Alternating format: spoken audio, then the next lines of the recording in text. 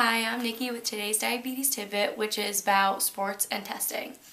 Why are you looking at me like that? Yes, you are! Looking at you like what? You're looking at me like...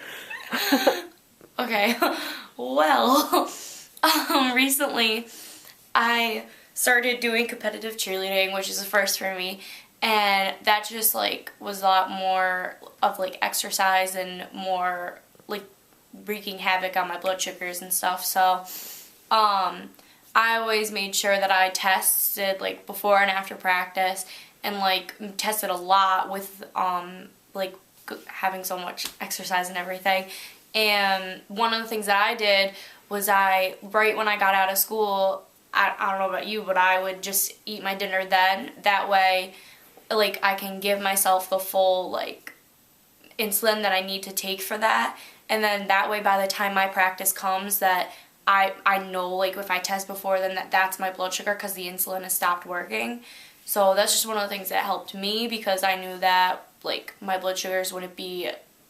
there wouldn't be insulin bringing my blood sugars down or anything. That way, if I needed to correct or anything, I wouldn't have to be scared about the amount that I would have to take. So, and I always make sure to bring, juice boxes and stuff to practice, and bring water, because, yeah. Lots of water, lots of water. Yeah, okay. I'm Nikki from Pumpware.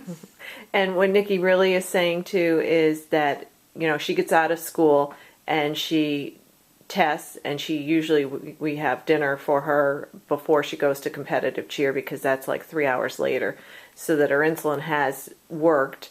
And when she does that other test, it's really a clear test of where her blood sugar is, and then she can act accordingly. And please, if you have any questions, please consult with your doctor on what you should be doing. But it is, every time you get in a different sport, it's certainly different, right, Nick? Yeah. Yeah.